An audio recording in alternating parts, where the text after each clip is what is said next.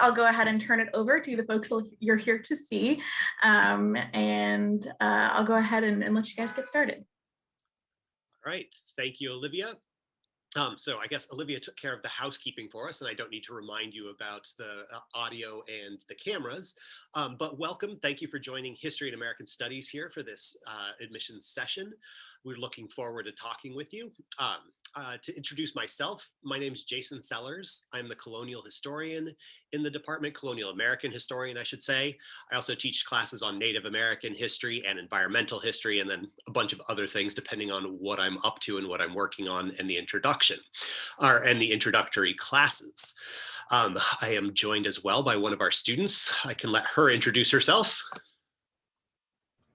Hello, my name is Kimberly. I'm currently a senior at UMW, and I'm a double history and American studies major. I also have a minor in museum studies, so I'm pretty experienced so far in both of these departments.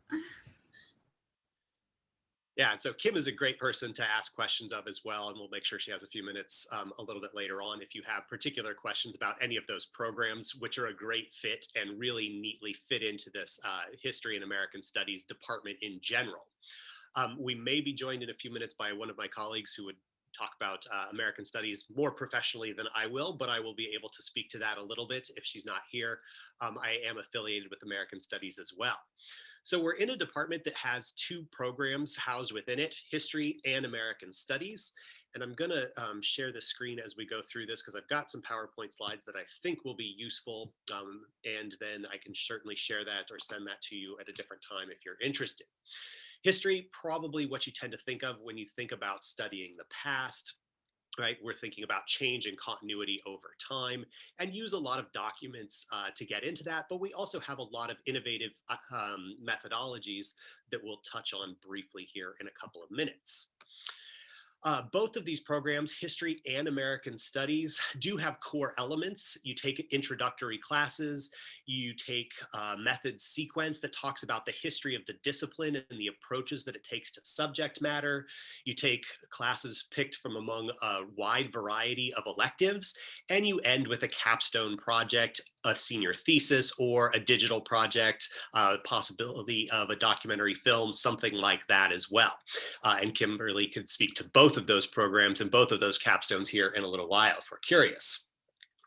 Within the history department and the history program, we do have really broad coverage.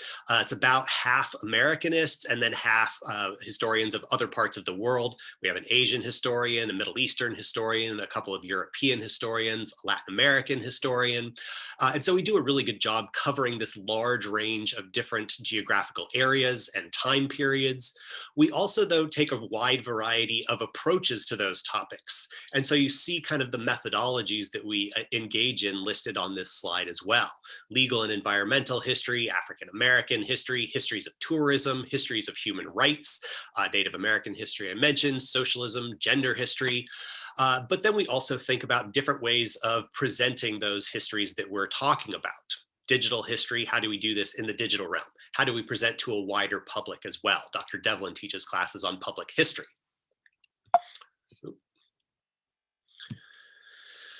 American Studies is a little bit of a different twist on this.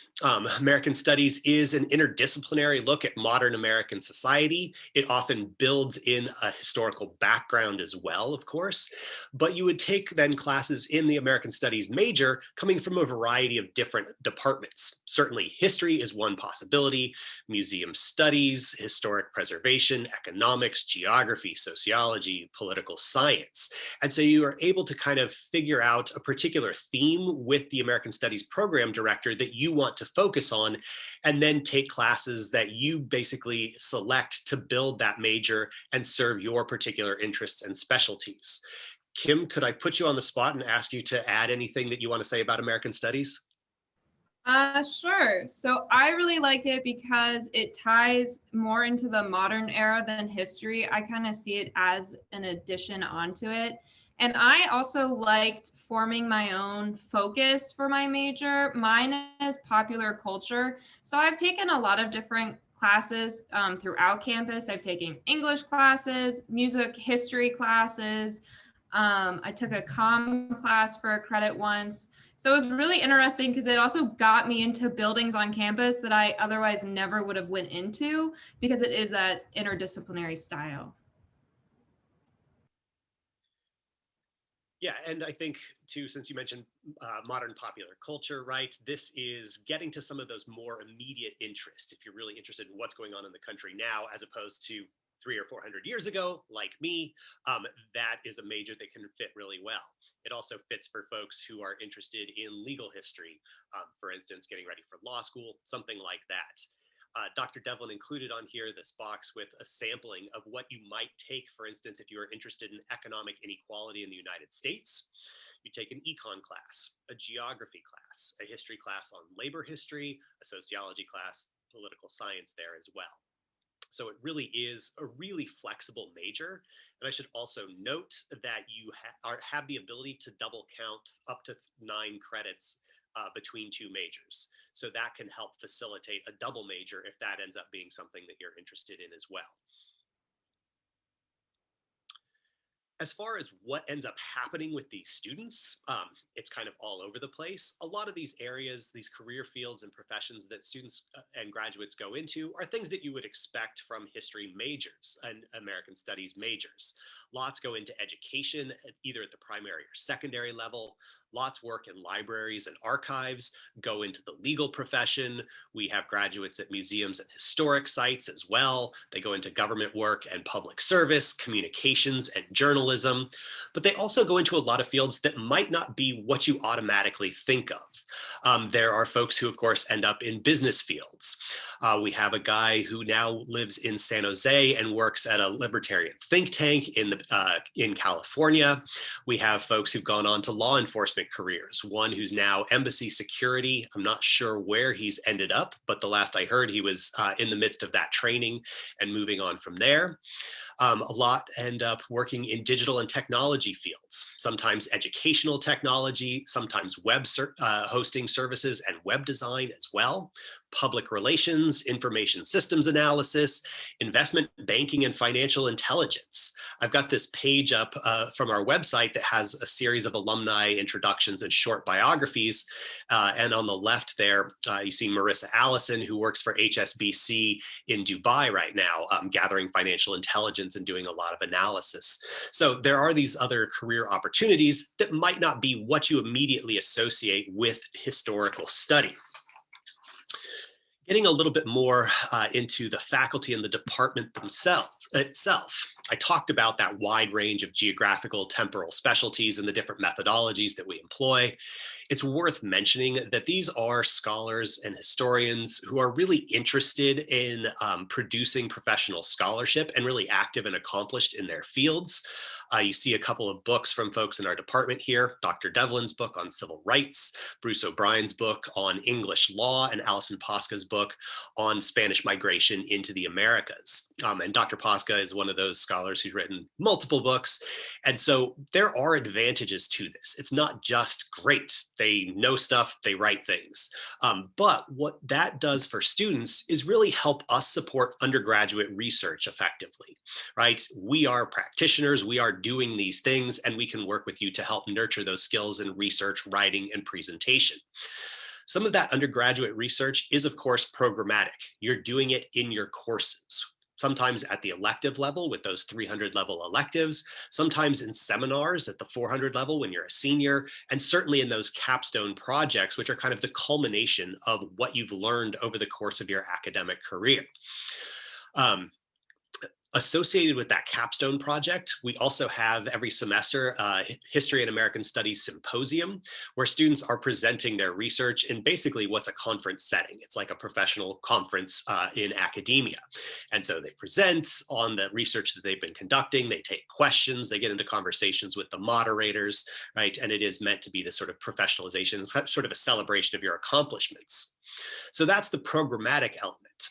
There's also a lot of opportunities outside of those classrooms and outside of the structure of these majors to do additional undergraduate research. what I have on this slide is a couple of web pages that are associated with some of these projects. Dr. Devlin has been working with students on doing some interpretation around the battlefield and national parks, thinking about civil rights and integration in national parks, in the national park system in Virginia. And she has built that into some of her classes. She's had students working on that independently as well. Will McIntosh, who is the early Republic historian, American Revolution, he runs a website for the major professional organization for his field called the Society for Historians of the Early American Republic. And their website is the Panorama. They post resources about teaching. They post short little historical pieces that are a few hundred words, lots of pictures, lots of these sorts of conversations among scholars. And he's had students who've helped him design this website, who help him maintain it, who do research to find other scholars around the country to invite to participate and contribute to that website as well.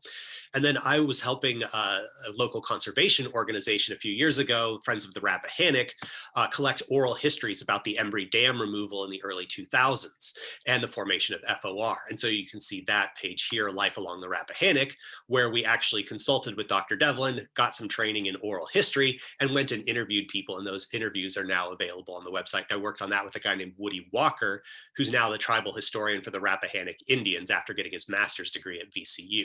So there's a lot of this faculty-student collaboration that's available to students, a lot of those kinds of opportunities.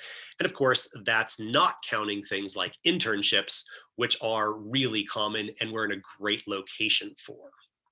Certainly, there's lots of local opportunities. There's historic sites. There's the National Park Battlefield. There's Fredericksburg Area Museum. On campus, we have the James Monroe Museum. We have some art history museums, which is part of the appeal of the museum studies minor. And then, of course, we're not that far from Richmond or DC. Some of you may be based in Northern Virginia. It may be an easy commute to one of these places as well sometimes. And a lot of our students do internships outside of Fredericksburg.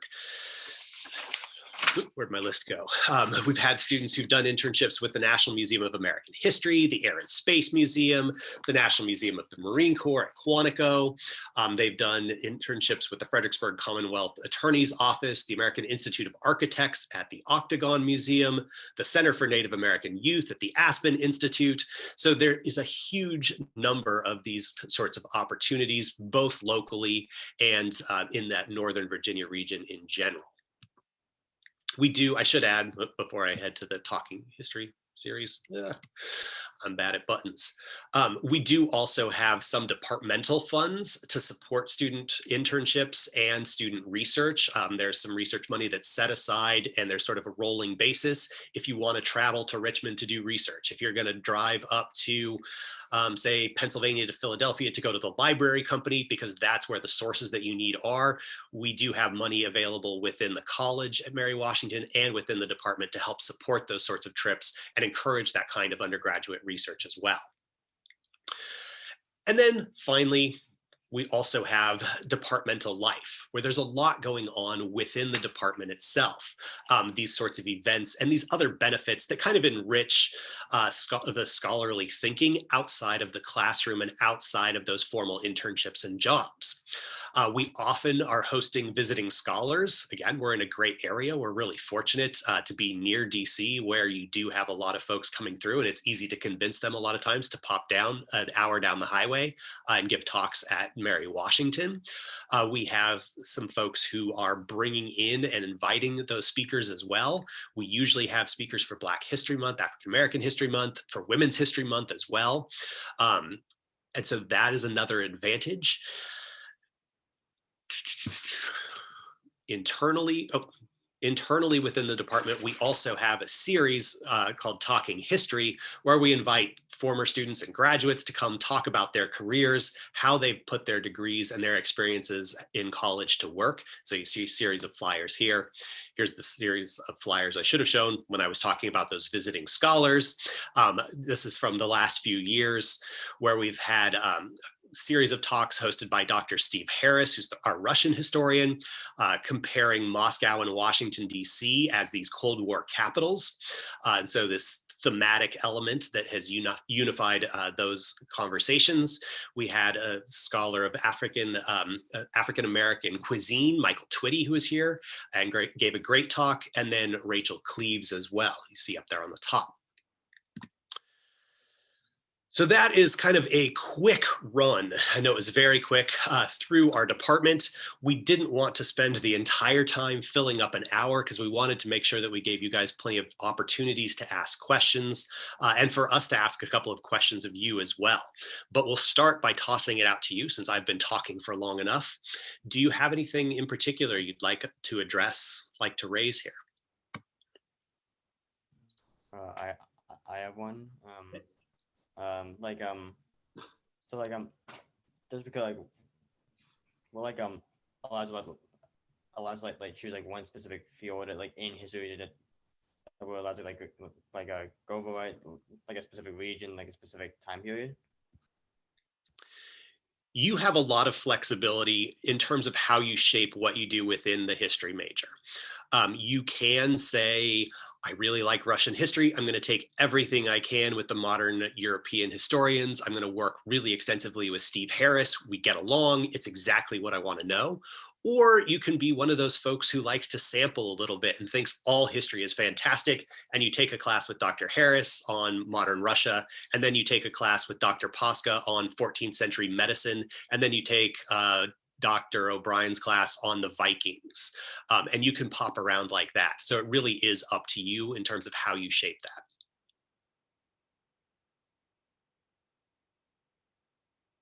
that. Okay, I have a question. Yes. Okay, so I'm a student at Chesapeake Bay Governor School, and I'm getting my associates this fall. And my plan is to just go directly into history and major in it. So really my question is how long will it take for me to get the major, and what classes will I have to take?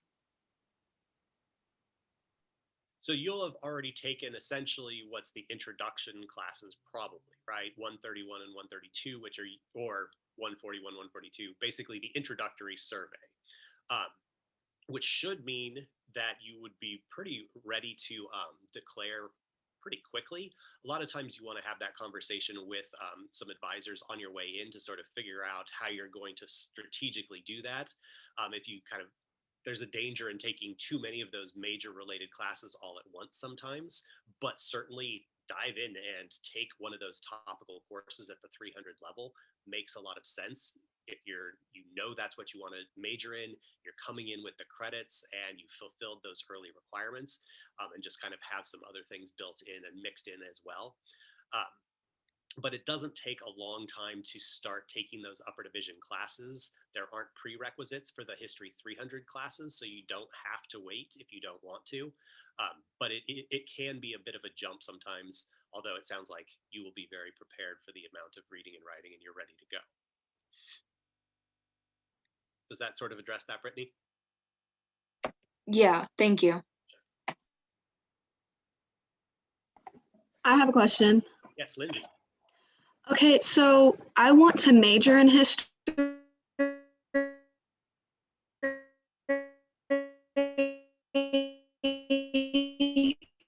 but I also want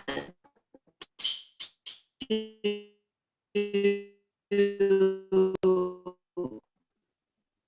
get my teaching certificate,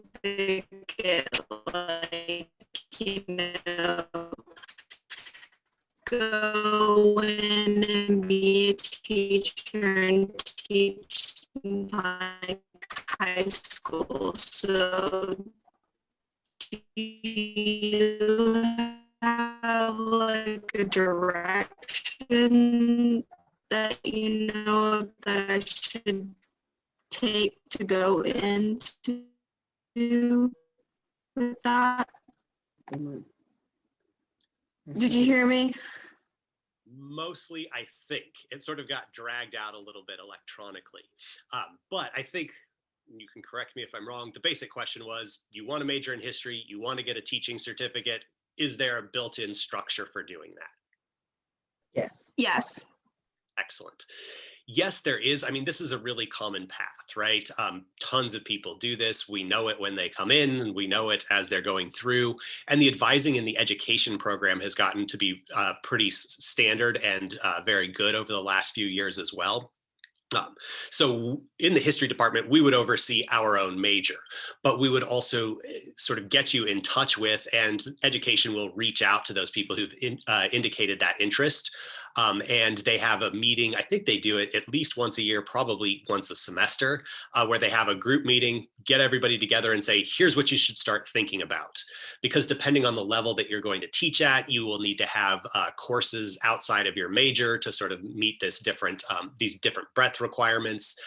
Sometimes you get certified for social studies rather than history in Virginia. So you would need to have some economics classes and some geography classes and some poli-sci classes introducing those as well. And so education will actually give you a sheet and help you plan out, like, you should start meeting these endorsements over the years, and they will meet with you at a separate advising session or after you've met with the major advisors to help guide you through that process as well. It should be the same for American Studies, I would think, but I don't know specifically. But like I said, education does provide a lot of that. And the other thing that's kind of nice for a lot of those students who are going to go and get a master's degree in teaching and that teaching certificate is that you can a lot of times start taking those education classes, including graduate level classes, while you're still an undergrad, if you have space in your schedule, and it will count towards that graduate degree as well as towards your graduation credit requirements in the undergraduate programs. Is that a 5-year program with the master's? With the master's, it would be, yeah. But I also know I have lots of students who've already started spending time in classrooms, taking education classes. I see it on their schedules when I'm advising that they've already sort of built those in. So it's not like you necessarily have to wait. And it may be, right, there are people who get through these things very, very quickly and are very targeted, and that's fine as well. So sometimes it can be a little bit quicker, but for the most part, yes, 5 years. I found sitting in the classrooms next to my peers that's a very popular choice, is to major in history and also do the teaching program. So you have a lot of, oh, I think Lindsay's trying to say something again. I think so too. But I was saying, you have a lot of peers that are going to be right alongside you. So all of your questions and worries can not only be answered by your advisor, but also by the people sitting next to you. Yeah, that's a great point. You also, one of the things I didn't talk about when I was going through my spiel earlier is a lot of times our students end up forming these kind of cohorts, these little groups of people who've gone through classes together. And a lot of times those cohorts also form around the education classes that they have together. And so you see these groups of students that have worked together in education classrooms pop up in history classrooms as well, and they know each other and they work really well together. And especially, it's very obvious a lot of times when you have these activities where students are leading discussions or planning class sessions, giving presentations, that is really beneficial for them as well.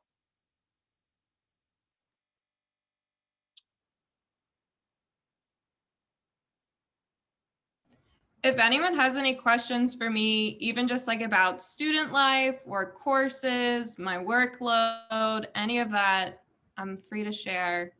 And I'm not, as biased as Dr. Sellers because I don't work for the university. So I can give you a very real interpretation of what it's like to come here and be a history and American Studies major.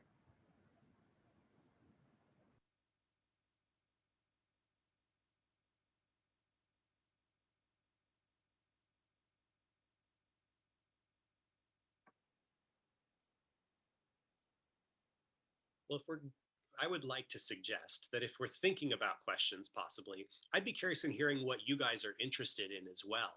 As maybe we can speak to that a little bit. Let's start. I'm just going to ask you, and if you're able to share, that's great. If you're not, I understand. If you want to put something over in the chat box, that's good as well. Actually, I wanted to start with Lily, so I'm going to ask Lily as well. Do you have any particular historical interests that we could address, or American Studies areas? I know you just asked about double major and minor. I'm looking into that. That's a question I think for Kim. Is it hard to double major and minor? So I find with history, American studies, and the museum studies minor that it was not difficult at all. In fact, I decided to double major about halfway through my junior year, or maybe just the beginning of my junior year. And I did that because I accidentally took a lot of American studies classes for my gen ed. And when I went into my advisor, she was like, well, you're almost done with your history major. You're still only a junior. Why don't you just double major? And so I did. So it was pretty simple for me because there is a lot of overlap between those three areas, history, American studies, and historic pres. And as long as you're into the content, the workload isn't that bad at all.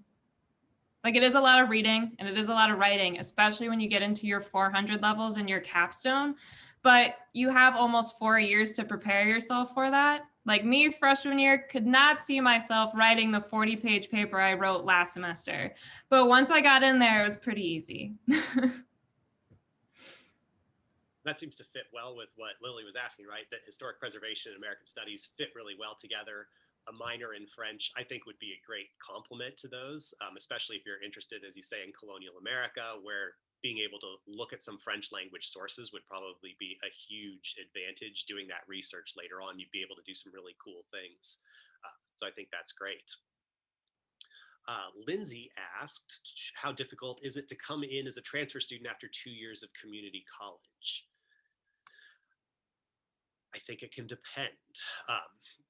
Kim, I'll see it in a minute if you have anybody that you know who's had that experience that you want to mention here. But I think, like I said, I think it can depend quite a bit. A lot of our classes are a lot different. We read a lot more, my impression at least, is that we read a lot more specialized scholarship rather than textbooks. We don't do many tests and exams. Nobody, I think, does multiple choice. It's short answers, it's essays, it's presentations. And so the reading load a lot of times can be a little bit heavier. And so that can take a little bit of an adjustment. But I would say most students who come in and there is an adjustment period, it's usually the first semester. And partway through, they get the hang of it and pick it up, and their performance gets much stronger after that. Others come in and it's smooth sailing and there's no adjustment at all. I think sometimes it's just kind of what you expect and how you're operating and the other demands on your time, obviously. I have a couple of friends who transferred from community college to UMW, and a lot of their gen eds transferred, or if they took major specific courses at a community college, they transferred as gen eds, and they spent their remaining time here focused on their major, which they typically liked because they liked their major.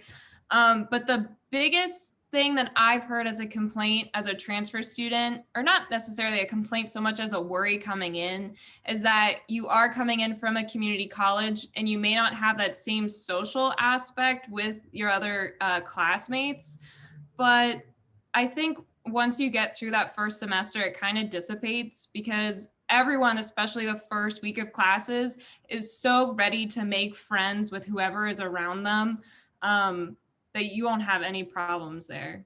Like, I've never sat in a class and not had someone come up to me and been like, oh, what's your name? What's your email? Like, oh, we can create a group me or something, especially in courses that have exams like those entry ones. Some of those courses have like multiple choice and short response exams. So.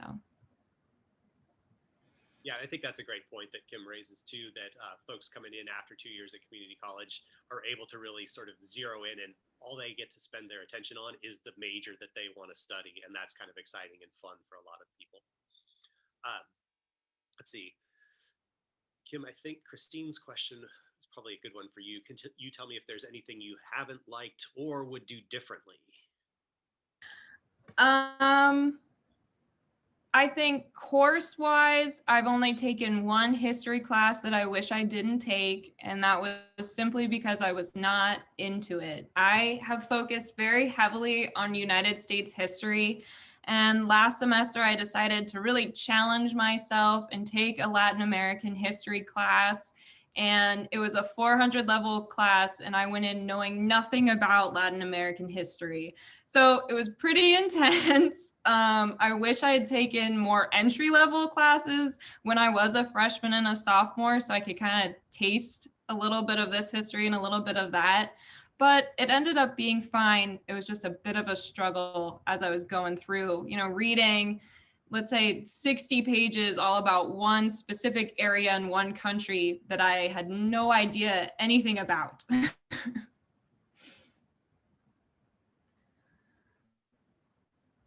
I personally have not been friends or seen anyone who are majoring in history to enter law school after, but that was one of my career options freshman year. I really thought I was going to be a lawyer, and then I found out that museum law is a thing, but I ended up switching. Not anything to do with Mary Washington. I just found that I liked museums more than law. But I know people have done it. What I was going to say is, I got a Christmas card from one of our graduates who's now a lawyer. This year, for the first time, I got a Christmas card with she and her husband and her dog. And so, yes, they definitely do. And she was really active too while she was here. So there is a legal sort of a pre-law program in thinking about legal ethics and that sort of thing over in philosophy that she minored in, I think. So that's one possibility or one way to build that up. We do offer sometimes courses on constitutional and legal history in our department. They're kind of infrequent and irregular. And right now that instructor is the department chair. So she hasn't been teaching those the last couple of years, but they are around. And she certainly works with students on capstone projects who are interested in legal history. And then there are, again, those internship opportunities. That student who sent me the Christmas card had done internships out at Orange for the district attorney. She did some internships downtown here in Fredericksburg as well with the DA. And so she was really able to find a lot of those opportunities and did a great job. And actually, she ended up as an intern for somebody in the district attorney's office who was another Mary Washington history grad. And so they're out there too. Kim, the student life questions, I think, are yours. How is student life?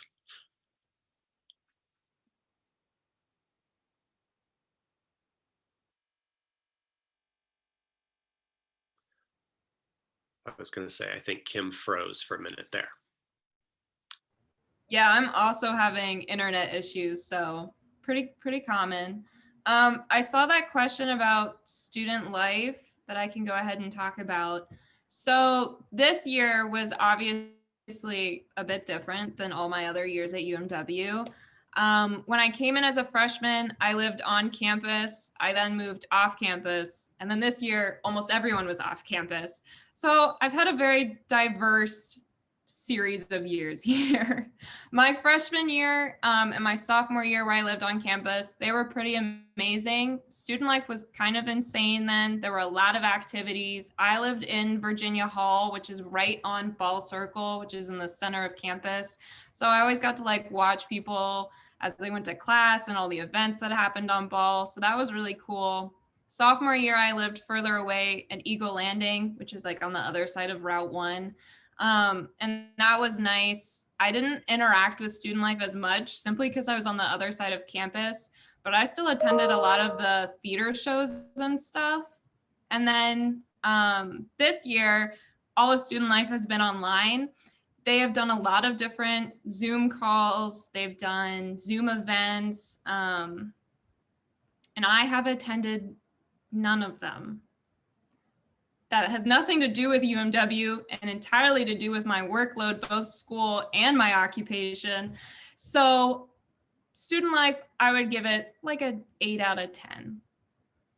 Everyone is super nice. I know that sounds fake to say, but I haven't really run into a student or a professor here who's ridiculously malicious. Like you'll always find someone in your class that maybe you're not a huge fan of, but they're never like detrimental to your class like time. So. And then Lily asked if there's a Phi Alpha Theta chapter. There is. I think there's always the challenge of trying to encourage that chapter to be active. And some years it's more active than others, has more frequent meetings. I know in the past that chapter at UMW has organized barbecues and picnics and helped with departmental events. Other years, the folks in there who are involved haven't been as interested in doing that. So it comes and goes, but it is present, yes.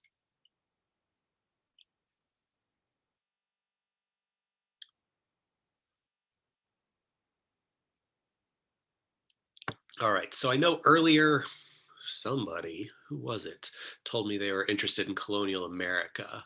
So we had one early Americanist. How about others? Sam, Brittany, Lindsay, Lily, Christine, what are you guys interested in? Sam says, really into Europe. That works well. Okay, yeah, so you like all fields. So it lets you sample, but it also lets you have kind of a direction, right? Like I said, we have a couple of Europeanists. Bruce O'Brien does early Europe. Alison Pasca does early modern. In modern Europe, you have Steve Harris in particular. Nabil Al-Takriti sort of overlaps because he's the Middle Eastern historian, so he hangs out there a little bit. Brittany says Civil War, Gettysburg especially. We have a Civil War historian, sort of. Dr. Mcclurkin is actually working in the president's office as the chief of staff, but he's our Civil War historian. He occasionally teaches a class on the Civil War, but he usually teaches one class a semester, and he teaches digital history, women's history, history of mental health institutions, mental institutions. And so it sort of varies what he offers in a given year. And I don't think he's taught Civil War in a couple of years, but we have a lot of people who are vaguely in that area of the Civil War. I've supervised thesis students who've done Native American involvement in the Civil War. Dr. McIntosh has supervised thesis students who've looked at print culture and the sort of publications and images being published about the Civil War. I have done environmental history of the Civil War. So there are other ways to sort of get into that field, certainly. Let's see. Lily says specific colonial history, 1607 to 1803, Southern colonies. Oh, well, we lost it now because I don't do the South. No, I specialize in actually New Netherlands, although I'm doing more and more work in Virginia these days. And I like that sort of difference in the comparison between Northern and Southern colonies, certainly. Lindsay says pretty much anything recently, Europe, ancient, and Vikings. Bruce O'Brien is your guy. He's also, as an added benefit, pretty funny. He's been teaching remotely from France this year, actually. And for the introduction to one of his classes, which was about, I think it might have been like early, France, he walked down the street and filmed it in front of a castle because he happened to be there. So he's fun. So European, Western, like England, France, the Netherlands, Germany. All right, Europe. We got that. Definitely a Harris type, and I do a little bit with the Netherlands just because of my interest in New Netherlands and Dutch colonization. Christine asks, is there a regular class held comparing current events to the past?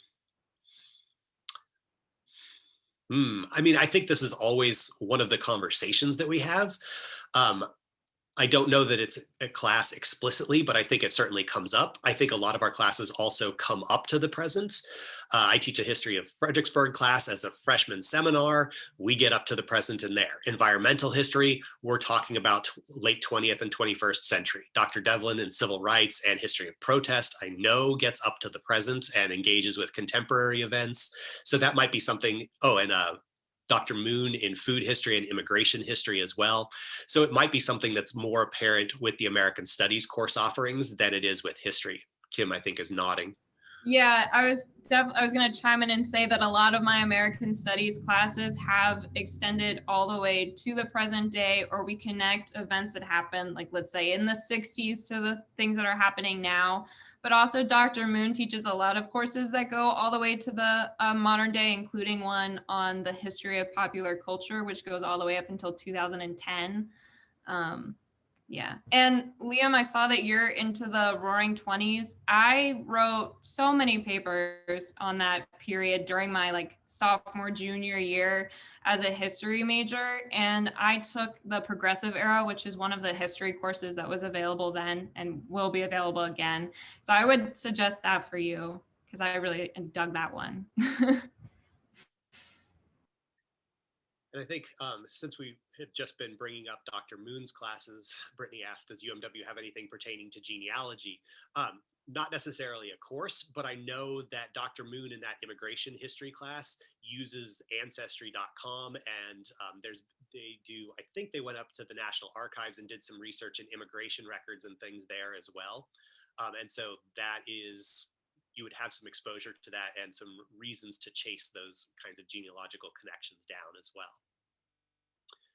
Lindsay asked, does the college have specific computer requirements? Do you mean technical specifications that you need to meet, Lindsay?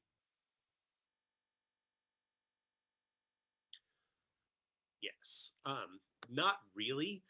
It's pretty flexible. If you have a device that you can get on, that's great. I know I've seen students with Chromebooks, Macs, Windows PCs, desktops, laptops, some folks who just have tablets and make use of the computer labs. We do have the Hurley Convergence Center, which has a lot of computers. Hopefully next year it will be up at full capacity and you'll be able to use those computer labs and all of that all the time, which is kind of nice as a workspace, but also a little bit of a social space when you have those needs. And they also have some rooms that you can set aside and reserve when you're working on group projects and things.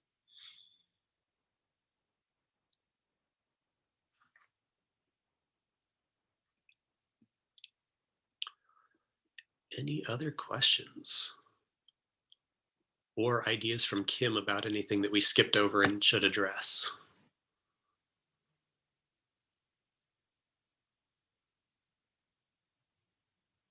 Well, I can sort of talk about my two capstones. So last semester I did my history capstone, and this semester I'm doing my American Studies capstone, and they are pretty different.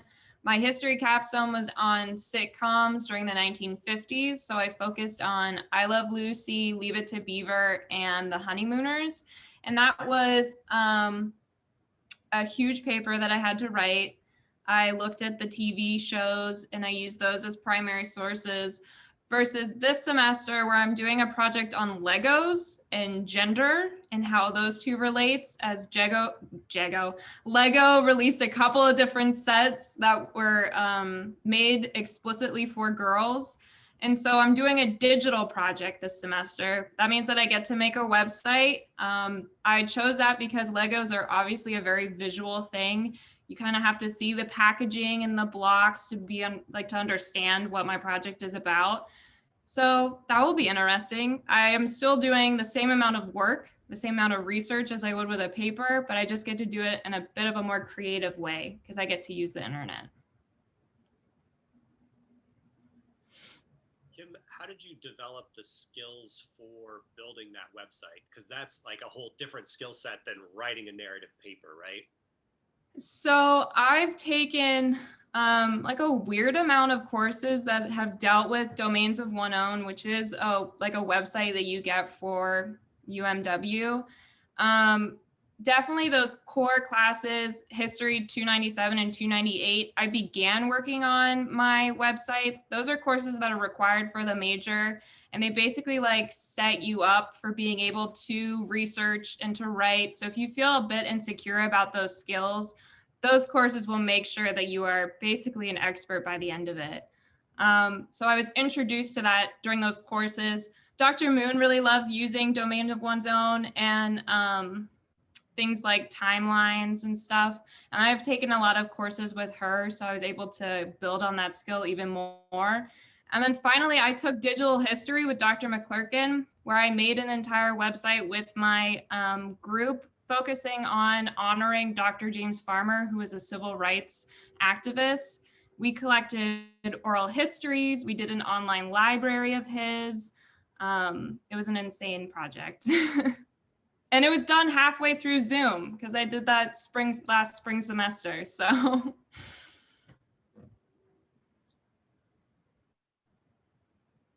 the job market. I will say as well, if you search for Jeff Mcclurkin and find his website, he links to a lot of those digital projects that students have done as groups, and you can get a look at some of the fantastic work they do.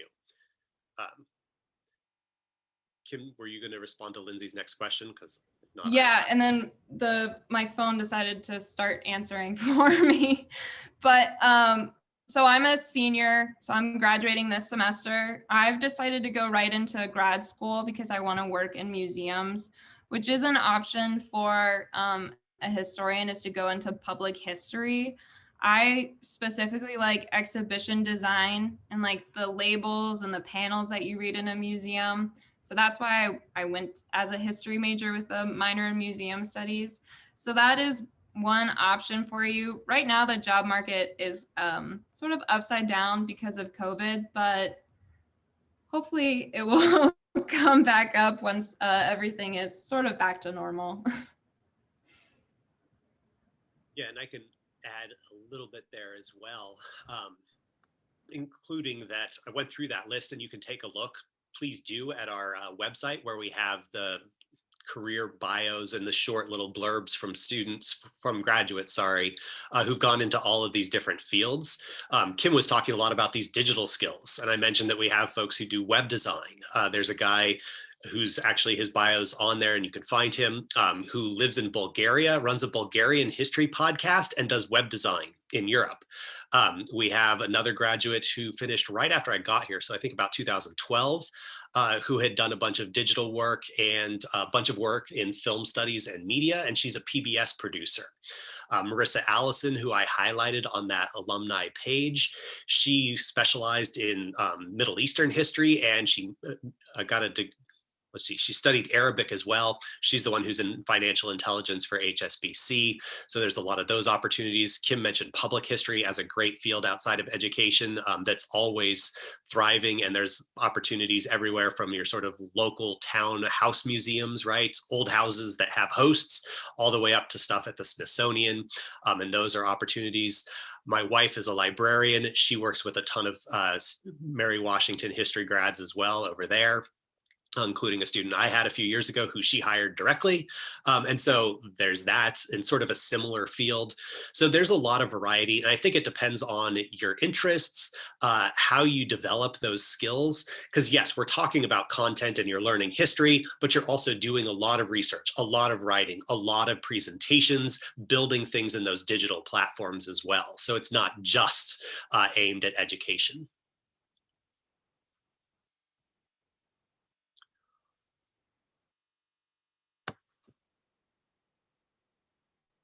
All right, well, I think we may be petering out. I'm not pressed for time, so I will stick around, but I do want to thank you all for being here and joining us and chiming in with some great questions. I think that pushed the conversation in some really productive directions.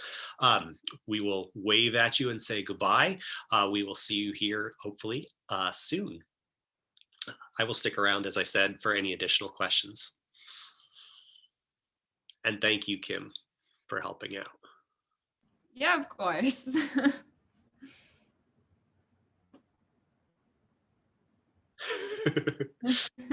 Hi, Lindsay and Lindsay's mom. Yeah, absolutely. You can. So the question was, if Lindsay wants to be a historian, can she still get a teaching certificate as a backup? Certainly can work towards that. That is that graduate program. So you would have something to add on to the end, but it's never a bad idea. There's always those jobs available, and you can do that. And it may be that you discover you really like teaching. If you are thinking about being a historian, there's different ways to do that. Some of it is, of course, you end up pursuing graduate degrees and teaching classes. Even if you get that education degree and end up working in a more sort of a different setting, right? Working at a library, working at an archive or a museum, going on to get a master's or PhD, and then teaching at that higher level as well, right? You're still going to be doing things that you're developing as an educator as well. You're informing the public. You're thinking about how to target different audiences, people of different ages, people with different levels of knowledge. And so that set of teaching skills can be really useful in the historical profession and other settings too.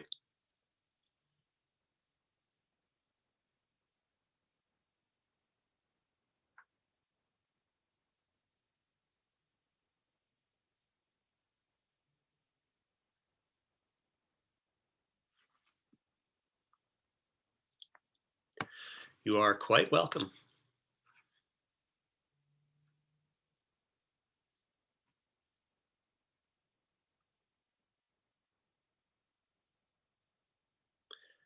Thanks, Lindsay. You too. Take care. All right, Olivia, I think it's just us. Thanks, you guys. You guys did awesome. Don't worry at all. When we upload this, we'll cut out the beginning and the end where we were just kind of sitting here. But you guys did awesome. Thanks so much for your time tonight. Yeah, absolutely. Thank you. Thank you, Kim. Seriously, that was really helpful. And Yeah. Yeah, of course. Well, have a great night and best of luck to you guys for the rest of your semester. Thanks, you too. Bye.